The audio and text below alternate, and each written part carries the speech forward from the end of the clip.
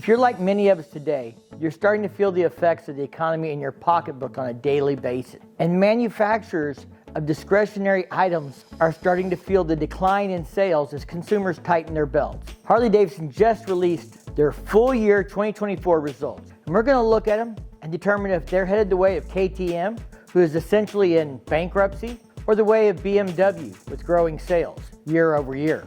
Harley Davidson delivered their fourth quarter 2024 and full year results for 2024, and the Harley Davidson CEO started the speech talking about the headwinds that they've been facing because of the economic situation and how that affects consumer confidence. On a positive note, he also did mention in his opening words how the new touring models have caused a 5% increase in market share for the touring models in North America. Now, while he did mention tariffs briefly at the beginning of his speech, we're going to talk about that later in the video because I want to know your opinion on tariffs and how you think they may affect Harley Davidson in 2025 as well. A year ago, Harley Davidson projected revenue for HDMC to be flat to down 9%. Now, the challenges HDMC are facing are not unique to them. Several motorcycle manufacturers have been facing challenges, most notably KTM, who's struggled to pay employees, who's essentially in bankruptcy. One of the co-CEOs recently resigned, and they have reportedly a year's worth of inventory sitting in a warehouse. Now let's get into it. I have 8 things you need to know. Thanks for tuning in. If you're new here, I really appreciate you checking out the video. And if you've been here before, thanks for being a repeat offender. If you like this video when we're done, make sure you hit the thumbs up. It really helps the channel grow. And consider subscribing if you want to see more content like this in the future. 1. Revenue. HDMC's revenue was down 15%.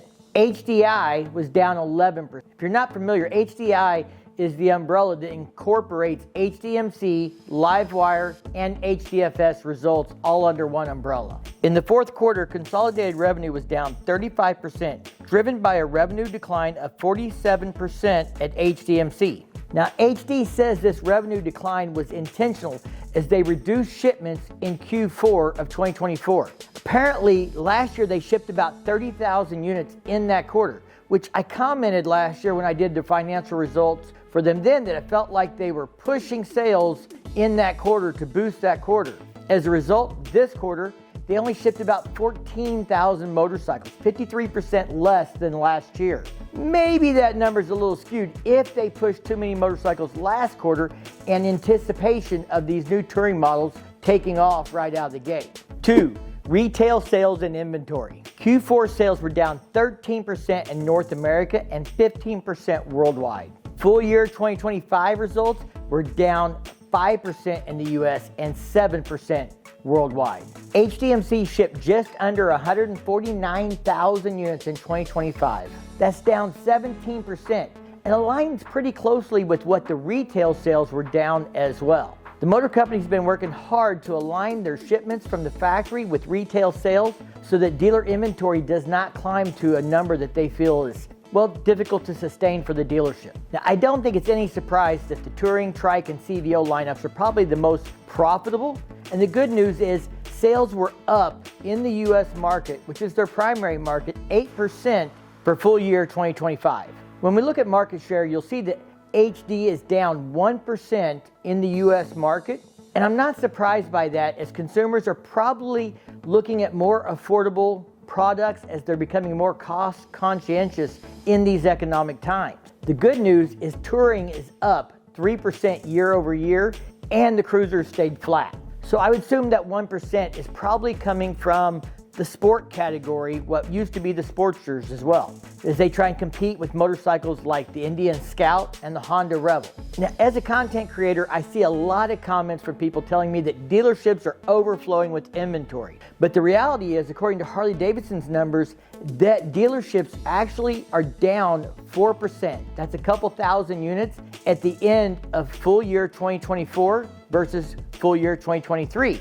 Now, what might explain some of what people perceive as being overflowing is that these numbers are based on new motorcycles, and it doesn't take into account used inventory that the dealerships may take in on trade or buy from individuals to make sure that they have maybe more affordable used motorcycles for consumers who might not be able to qualify for a brand new motorcycle. 3, HDMC operating income margin. For full year 2025, HDMC reported an operating income of $278 million for a margin of 6.7%.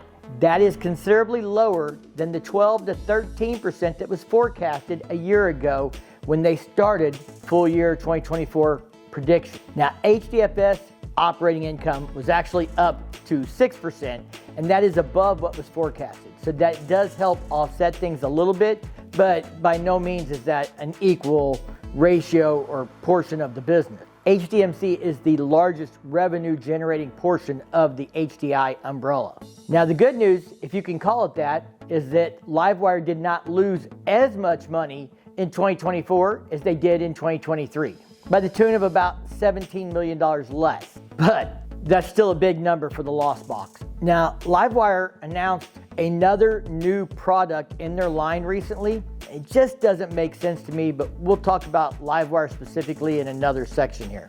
HDI ended full year 2024, $250 million less than last year, but they're still in the black. So that's still pretty good news in this economy. Triumph Motorcycles recently reported they were flat for a quarter. They contributed that to the declining economic situation in China and the loss of value of the sterling. I don't know. I don't follow Triumph that close, but obviously some other manufacturers are noting declining sales, including Indian Motorcycles.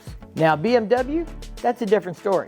4, Livewire. What is going on with Livewire? So last year they released another model based off the S2 platform, and they've announced an electric scooter, which is obviously not for the North American market primarily. I'm not saying they won't sell them here or that somebody here won't buy one. I just don't see a market for premium electric scooters in the United States. They haven't been able to sell premium electric motorcycles, and if you want to debate the numbers, the fact is sales in 2024 was down from 2023 by 7%. We still only sold just over 600 units in all of 2024. I know some people like Livewire. I actually saw one in the wild go down the road the other day. I couldn't hear it, but I could see it. I could hear the other bike he was riding with. I'm sure he didn't get too far from home. The problem for me and where I live is the 100-mile range. I know 130 in the city, but we're not in the city. This is not stop and go regenerative kind of traffic here that's going on. Where I live, you're going out for a Sunday afternoon cruise across the countryside, and you're going to be lucky if you can get 100 miles in range. And for some people, a $16,000 Mulholland or whatever may be okay for a commuter bike or an afternoon bike. But for a lot of people in this region, in rural areas like where I live, that's not going to work for them. That's not what they're looking for when they're shopping for a motorcycle. I want to take a minute and thank Beyond Riders for sponsoring today's video. I just got this new flannel shirt in the mail from them today. This is going to be what I'm wearing some this spring. Checking it out. They make great Kevlar lined armored riding gear. They have pants, shirts, soft shell jackets, all kinds of stuff, including hoodies. They've got great zippered pockets, inside pockets, eyeglass cleaning spots on your shirt, all that kind of stuff. So the next time you want to save a few bucks on Beyond Riders gear, check out my discount code in the link down below. And again, I really want to thank them for sponsoring today's video. 5, financial outlook for 2025. For the full year 2025, the company expects HDMC revenue to be flat to down 5% and operating income margin to be 7 to 8%. That would actually be above where they were this year. HDFS operating income down 10 to 15%, which would surprise me as it came in above estimates this year. So we'll see what happens. Maybe they're expecting a lot of credit loss. For Livewire, they're still predicting sales of 1,000 to 1,500 units, which is what they predicted last year and did not get close in my opinion. And they're predicting a loss of $70 to $80 million, whereas last year they lost $100 million. I still say when pigs fly. Now during the financial call, Harley Davidson did answer questions, and they kept wanting to refer to 2025 and the forecast as two halves, the front half of the year and the back half of the year. I expect that they are forecasting things to be a lot worse in the coming first half of 2025, with it improving in the second half of 2025. That was kind of the gist of the conversation I got when it came to regards of the forecast. 6, stock value. So today stock value is around $26 when I looked after the call came out a few hours. This was basically a 52-week low for them. Now, I don't know what's going to happen, but I can tell you in 2020 when stock dumped from $34 to $17 a share, the board looked for new leadership. I don't know what that threshold will have to be and if Harley Davidson stock will continue to dip like this, but if it does, we could see a shakeup by the board of directors. 7, the 2025 lineup. So I've been looking at these bikes pretty close online and the ones I've seen in person. I really feel what they did with the cruiser lineup, the Softails this year, will help them maintain their market share for that segment. I don't know if it's going to grow a lot in this economy, but I do think that will keep them from slipping or losing any traction to other consumers in the large cruiser area. Now, as a guy that just bought a 2024 Street Glide, I don't think they're going to lose any market share in the touring segment either. In fact, they've grown that in the last year. I expect them to be able to hold that or continue to grow that with this new platform. Now, what Harley Davidson did not talk about much is the fact that they reduced the price of 3 motorcycles this year. And they're all the Rev Max sport bikes, the Nightster Special, and the Sportster S. Those have all come down in price, and Harley Davidson's not made a big deal about it. And I think that is because those bikes are being made in Thailand this year, and they don't know if they may have to raise the price should tariffs come into play. Now, assuming that doesn't happen, and they can maintain the price level they're at right now, that does make some of these bikes more affordable, at least on paper, to compare with something like the Indian Scout or the Honda Rebels. We're getting close to that $10,000 entry price point again.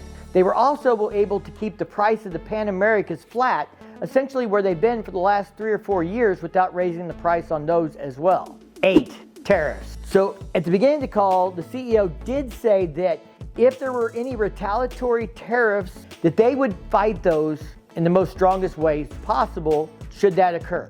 There was a lot of concern when Trump was in administration before with retaliatory tariffs. There was a whole thing that happened in the EU and stuff. I'm not going to get into all the details of that. That has not happened yet. But what has happened just a few days ago is India, they believe under pressure from talk of tariffs with Trump, has reduced their import duty on large displacement motorcycles, which affect Harley Davidson. So tariffs are already down like 20% in India based on the talk of tariffs and retaliatory tariffs. I think that's a good thing. Now, whether that'll move the needle for Harley Davidson in India, we'll have to wait and see. Harley Davidson did not talk about that, but I want to know what kind of impact you think tariffs may have on Harley Davidson in 2025. Leave me a comment down below. All right, guys, if you want to see more videos on upgrades on 2024, 2025 Street Glide, Road Glide touring models and stuff, make sure you check out the channel. I just bought a 2024 Street Glide. I've got a lot of install videos I've done and more coming. We're going to be doing more content on that bike, including reviews and stuff. So if that's the kind of thing you'd like to see, please hit the subscribe button. And as always, thank you for watching. Stay safe and keep on riding. We'll see you in the next one.